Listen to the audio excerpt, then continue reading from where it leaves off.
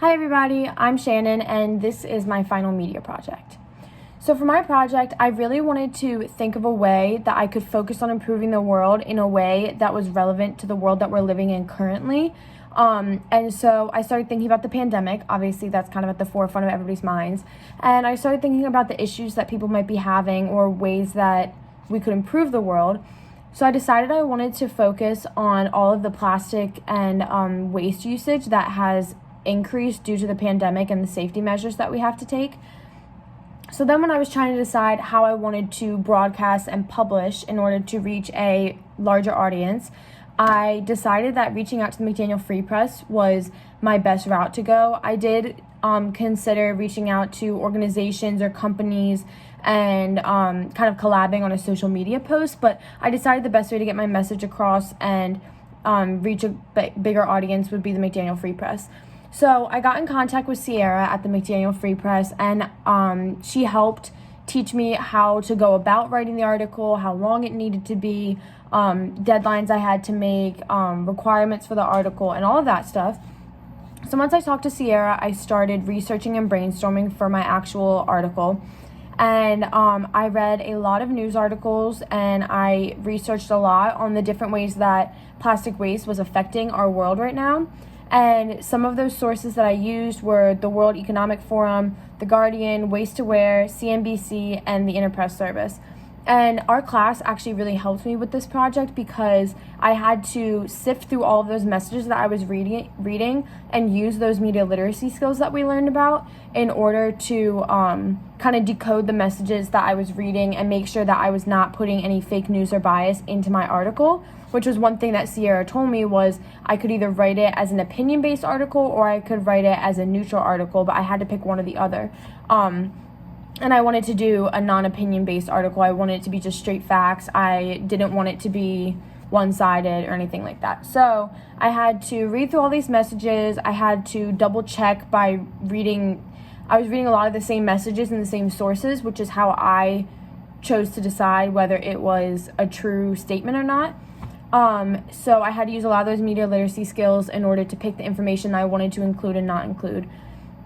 And then once I had all of that research done, I started brainstorming, if these were the problems, then how can we fix them? Because we are just students here at McDaniel, like we can't go solve all of the world's issues, but there's definitely ways that we can help here on campus.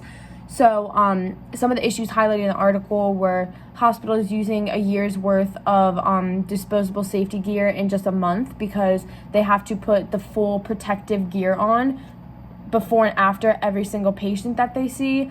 Rubber gloves, disposable masks, plastic cutlery at restaurants and hospitals and schools. Those were some of the really big things that a lot of the articles were focusing on. So then I started to think about, okay, so how can we help fix that here?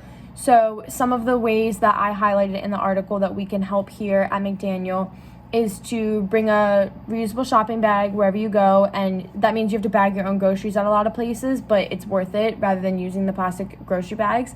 Buying non-disposable masks and just washing them. They're very cheap. You can get a 2-pack for $5 at Target. So I listed some different places where you could get non-disposable masks. Bringing in reusable silverware into GLAR and then wiping it off and cleaning it when you get back to your dorm. And again, just trying to swap out some of those disposable safety gears and precautions for reusable ones in order to limit the waste that we're using. So this here is the article, and this was a picture I took outside of the GLAR, the seating area where you can eat, and you can just see all of the different plastic boxes and styrofoam boxes piled up in the trash can. And if you look right here, you can see it was published on September 23rd, 2020. So that was the actual article. And then in order to explain how I reached a higher audience than I normally would have, when I was trying to analyze the reach that I normally have if I were to post something somewhere or say something to somebody, I really brought it down to the fact that I have about 8 close friends in my friend group. So that's kind of my close circle. And then on Instagram, I have about 1,475 followers. On Twitter, I have about 216 followers, and on Facebook, I have about 339 friends.